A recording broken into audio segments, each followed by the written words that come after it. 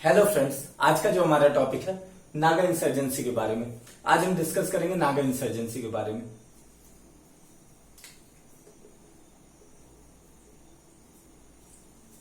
Naga insurgency हमारे internal security जो आंतरिक सुरक्षा के जो टॉपिक है उससे डिस्कस हम कर सकते हैं। इसको ये नागाओं की जो डिमांड थी उसको लेकर ये पूरा का पूरा इशू है और ये हमारे देश की आंतरिक सुरक्षा के लिए सबसे ज्यादा इंपॉर्टेंट इशू है। तो इसको हम डिस्कस करते हैं। जब हमारा देश आजाद हुआ था 15 अगस्त 1947 को के बाद से हमारे सामने बहुत सारी प्रॉब्लम्स 15 अगस्त 1947 के बाद हमारे सामने बहुत सारी प्रॉब्लम्स सामने आई, बहुत सारे चैलेंजेस थे।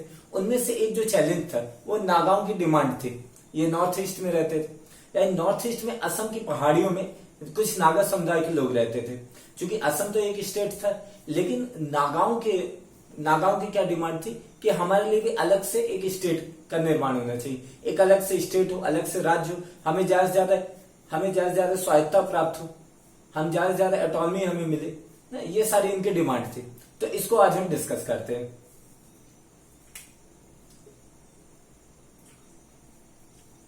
जो मेनली था नागाओं की जो डिमांड थी वो क्या थी कि उन्हें एक अलग देश का निर्माण करना था। वो बोल रहे थे कि चूंकि इंडिया का निर्माण तो हो गया है, इंडिया एक अलग देश है, लेकिन हमें नागाओं जो थे, जैसे असम की पहाड़ी में कुछ नागा थे, कुछ मणिपुर में थे, मिजोरम में थे, कुछ म्यांमार में नागा थे, तो ये सबको मिलाकर के हमारे लिए क्या एक नागालैंड यानी एक ग्रेट नागालैंड नाम का एक अलग देश बना दिया जाए और वहीं पे हम रहेंगे। यानी इनकी डिमांड थी एक अलग देश की, यानी एक अलग कंट्री, एक अलग देश की ये डिमांड कर रहे थे।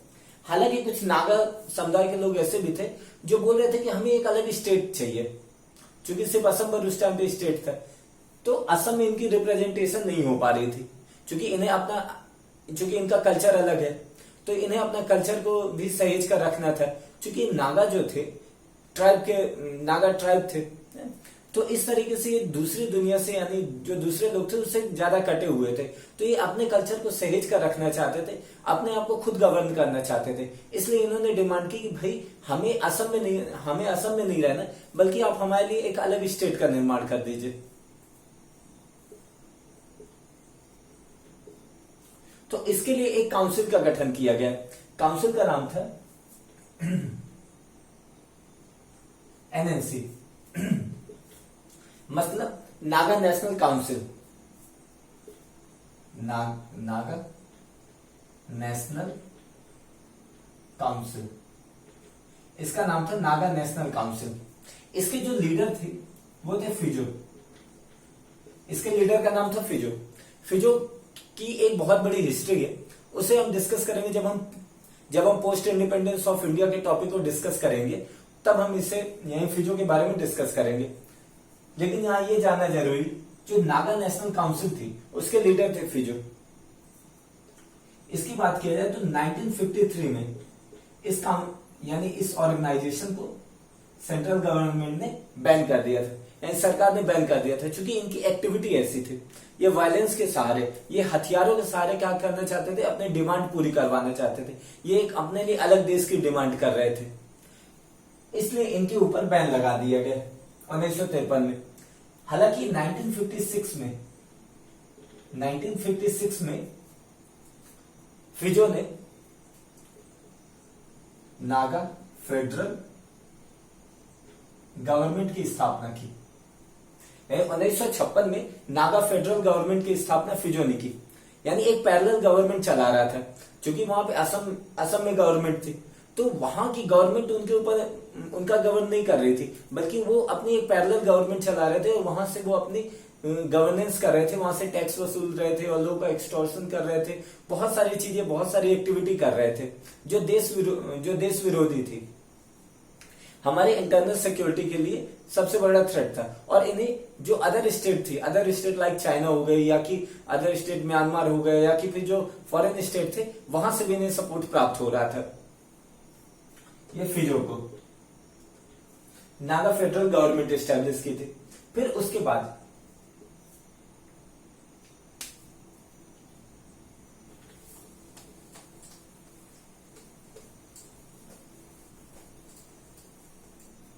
हालांकि 1963 में 1963 में नागालैंड नाम का एक अलग स्टेट का निर्माण किया गया। पहले असम की पहाड़ियां, यानी असम में एक नागा पहाड़ी थी जहां पे नागा समुदाय के लोग रहते थे। तो असम में जो नागा पहाड़ी थी उसको अलग करके एक नागालैंड नाम का एक अलग स्टेट बना दिया गया। 1963 में नागालैंड नाम का एक अलग स्टेट बन गया। तो एक तरीके से जो फिजो की जो कुछ डिमांड थी वो तो फुलफिल हो गई थी। इसीलिए 1975 में, यानी 1975 में फिजो ने सेंट्रल गवर्नमेंट के साथ एक पीसफुल अकॉर्ड साइन कर लिया, एक पीसफुल अकॉर्ड। और इस अकॉर्ड का नाम था शिलोंग अकॉर्ड, शिलोंग अकॉर्ड,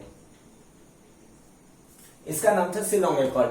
लेकिन जो फिजो के शिष्य थे, फिजो के शिष्य थे इसक, मोइबा और खापलांग, यानी फिजो ने तो एक तरीके से पीसफुल एग्रीमेंट साइन कर लिया, यानी अब फिजो जो था अब अपनी डिमांड नहीं रख रहा था, फिजो की डिमांड कंप्लीट हो गई थी और वो अब किसी प्रकार की कोई एक्टिविटी नहीं कर रहा था। तो जो पहले वाली जो ऑर्गेनाइजेशन थी वो समाप्त हो गई थी।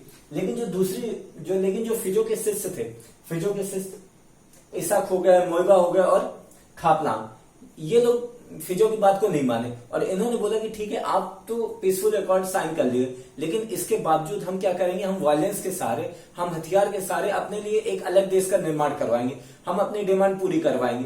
तो इन्होंने फिर ये रास्ता अपनाया। इसके लिए इन्होंने एक अलग ऑर्गेनाइजेशन बनाई। 1980 में इन्होंने एक अलग ऑर्गेनाइजेशन बनाई,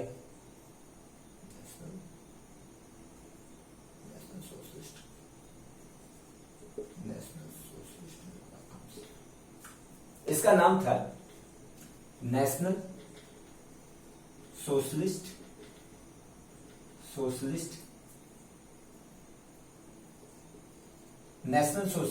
काउंसिल ऑफ नागालैंड, यानी ऑर्गेनाइजेशन का नाम था national socialist council of Nagaland. ये 1980 में इसका निर्माण हुआ। हालांकि ये भी जो काउंसिल थी ये ज्यादा दिन तक नहीं चली और इसमें भी दरार आ गई। ये जो national socialist council of Nagaland है इसमें भी दरार आ गई और ये दो भागों में बट गई।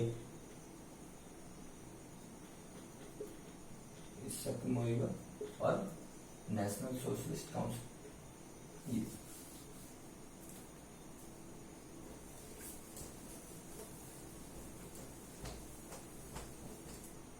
दो भाग में बट गई थी। जैसे ये जो national socialist council of Nagaland थी ये 1980 में बनी थी। ये तीनों ने मिलकर बनाई, इसक, मोइबा और खापलांग तीनों ने मिलकर बनाया national socialist council of Nagaland. लेकिन 1988 में 1988 में दरार पड़ गई national socialist council of Nagaland में और ये दो भागों में बट गया।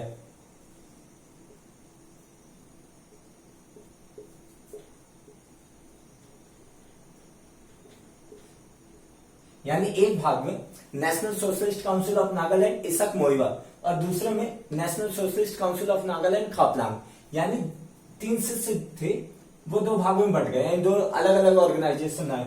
इसक और मोइबा दोनों ने मिलकर ये national socialist council of Nagaland इसक, मोइबा बनाए और ये खापलांग ने मिलकर national socialist council of Nagaland Khaplang बनाए। तो इस प्रकार से दो ऑर्गेनाइजेशन बनी और इन्होंने भी वेपन के सहारे और ये वायलेंस के सहारे अपने डिमांड फुलफिल करानी चाहिए। 1990 में 1990 में ये जो national socialist council of Nagaland इसक, मोइबा, इसे क्या कर दिया गया, इसे बैन कर दिया गया क्योंकि इसकी एक्टिविटी ऐसी थी। इसने लंबा संघर्ष कर रहे थे, वायलेंस के सारे अपनी डिमांड फुलफिल कराना चाहते थे। लेकिन 1997 में 1997 में ये जो national socialist council of Nagaland इसक, मोइबा है उसने क्या किया, सीज फायर एग्रीमेंट साइन कर दिया सेंट्रल गवर्नमेंट के साथ। सीज फायर एग्रीमेंट के तहत ये कह दिया कि हम आपके खिलाफ कोई ऑपरेशन नहीं चलाएंगे और आप भी हमारे खिलाफ कोई ऑपरेशन ना चलाएं। तो इस तरीके से दोनों के बीच एक तरीके से बातचीत का दौर शुरू हुआ। यानी जो इसक, मोइबा की जो ऑर्गेनाइजेशन थी वो अब सेंट्रल गवर्नमेंट से, इंडियन गवर्नमेंट से बातचीत करने के लिए तैयार थी। तो इसको लेकर फिर 2015 तक यानी 2015 तक बात चली और 2015 में एक फ्रेमवर्क एग्रीमेंट साइन हुआ। 2015 में फ्रेमवर्क एग्रीमेंट साइन किया गया 2015 में। फ्रेमवर्क एग्रीमेंट के तहत क्या था? एंड फ्रेमवर्क का मतलब एक ढांचा तैयार कर देना। अभी फाइनल अकॉर्ड नहीं साइन हुआ, फाइनल एग्रीमेंट साइन नहीं हुआ, लेकिन अभी फ्रेमवर्क तैयार हो गया। अब फ्रेमवर्क के बाद फाइनल अकॉर्ड भी साइन किया जाएगा। तो इसमें जो फ्रेमवर्क एग्रीमेंट में थी, जो सबसे इंपॉर्टेंट भूमिका थी वो थी आर एन रवि की। आर एन रवि क्या कर रहे थे? आर एन रवि ये सेंट्रल गवर्नमेंट और ये इसक मोइवा वाली ऑर्गेनाइजेशन, इन दोनों के बीच में एक मीडिएटर का काम कर रहे थे, एक मध्यस्थता का काम कर रहे थे, जिसके तहत एक फ्रेमवर्क एग्रीमेंट साइन हुआ। उसके बाद सेंट्रल गवर्नमेंट ने बोला, चूंकि ये आर एन रवि के पास अच्छा खासा एक्सपीरियंस है जो नागा इंसर्जेंस है या कि नागा समुदाय के लोगों से डील करने का, तो इन्हें बोला गया कि भाई आप नागालैंड के गवर्नर ही बन जाइए। यानी आर एन रवि को नागालैंड के गवर्नर बना दिया गया। अब इसके बाद जो फाइनल अकॉर्ड होगा, जो फाइनल एग्रीमेंट साइन होगा, उसमें क्या क्या चैलेंजेस आएंगे उसके बारे में हम डिस्कस कर लेते हैं।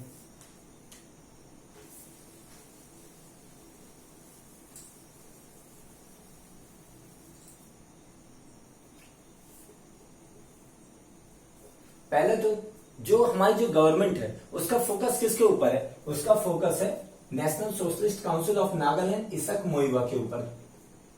लेकिन अभी हाल ही में, यानी हाल में क्या हुआ कि सेंट्रल गवर्नमेंट ने 7 और नागा ग्रुप के साथ, 7 नागा ग्रुप के साथ भी डिस्कशन करना शुरू कर दिया, यानी पीसफुल टॉक करना शुरू कर दिया है, ताकि अगर इनके साथ किसी प्रकार का एग्रीमेंट साइन होता है तो ये भी उस एग्रीमेंट को मान ले। क्योंकि अगर मान लो इनके साथ एग्रीमेंट साइन हो जाता है, लेकिन अगर उसे ये जो 7 नागा ग्रुप है वो अगर नहीं मानते हैं, देन ये पीसफुल जो एग्रीमेंट है उसका कोई ज्यादा फायदा तो होगा नहीं, क्योंकि पीस स्टैब्लिश होगी नहीं। तो इसलिए अब जरूरत है कि भाई इनसे भी बात किया जाए। तो एक ही कंसर्न क्या कि भाई इनसे भी बात करना पड़ेगा।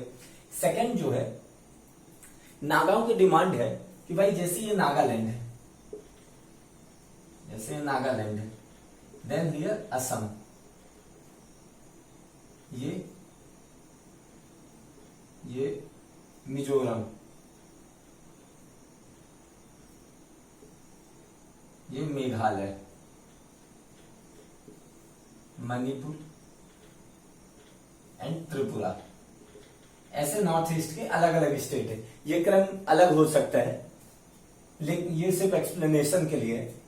तो जैसे नागालैंड है, तो नागालैंड में नागा तो रहते हैं, लेकिन असम में भी कुछ नागा रहते हैं, मिजोरम में भी कुछ नागा रहते हैं, और मेघालय में भी कुछ रहते हैं, मणिपुर में और त्रिपुरा में भी कुछ नागा रहते हैं। तो जो नागाओं की जो डिमांड है वो ये है कि ये सब जो स्टेट में जो जो नागा रहते हैं उनकी जो भूमि को लेकर के, उस लैंड को लेकर के एक अलग नागाओं के लिए एक अलग स्टेट का निर्माण किया जाए, जिसका नाम हो ग्रेट नागालैंड।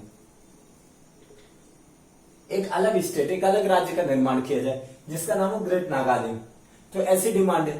तो ये डिमांड फुलफिल होने में थोड़ा प्रॉब्लम्स तो होगी, क्योंकि अगर इनकी डिमांड को मान भी लिया जाता है तो ये जो स्टेट हैं ये कैसे अपने लैंड दे देंगे, इनके भी कुछ कंसर्न होंगे, वहां भी राइट शुरू हो जाएंगे।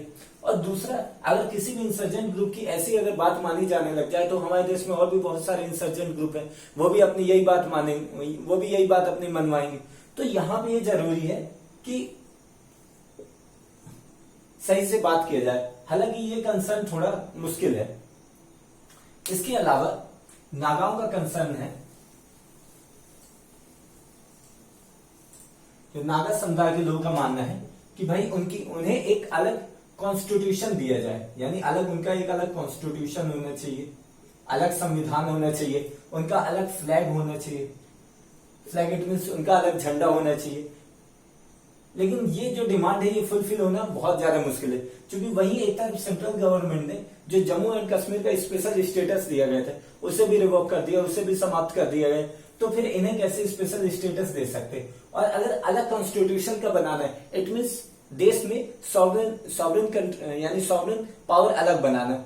तो एक तरीके से दो सॉवरेन शक्ति कैसे हो सकती है हमारे देश में, दो संप्रभु शक्ति कैसे हो सकती है? इंडिया एक अलग है, इंडिया एक है ही, देन अगर नागालैंड को भी, नागाओं को भी दे दिया जाएगा, देन ऐसा पॉसिबल नहीं है। तो ये कॉन्स्टिट्यूशन एंड फ्लैग वाला ये इसके ऊपर भी कंसर्न है। इसके अलावा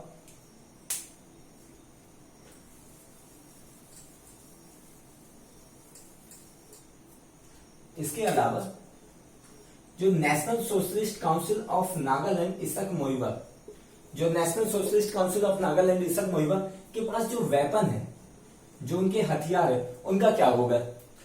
क्योंकि उनके हथियार उनके कैंप में होने चाहिए, जहां पे उनके बेस बने वहीं पे उनके कैंप हो, उनके हथियार होना चाहिए। लेकिन अधिकांशतः देखा, और उनका यूज होना चाहिए डिफेंस के उसमें, यानी अपनी रक्षा करने के लिए वो अपने उन हथियारों का यूज करे, उन वेपन का यूज करे। लेकिन देखा गया है कि ये हथियार सिविलियन के आसपास भी देखे गए, जहां पे लोग रहते हैं, नागरिक रहते हैं, वहां पे भी देखे गए हैं। तो ये एक कंसर्न का पॉइंट है। इसके अलावा बहुत सारे नागा तो क्या करते हैं कि अपने पैरेलल गवर्नमेंट ही चला रहे हैं, वहां पे टैक्स वसूल कर रहे हैं, वहां लोगों का एक्सटॉर्शन कर रहे हैं। तो एक तरीके से बहुत ज्यादा वहां लॉ एंड ऑर्डर की प्रॉब्लम है।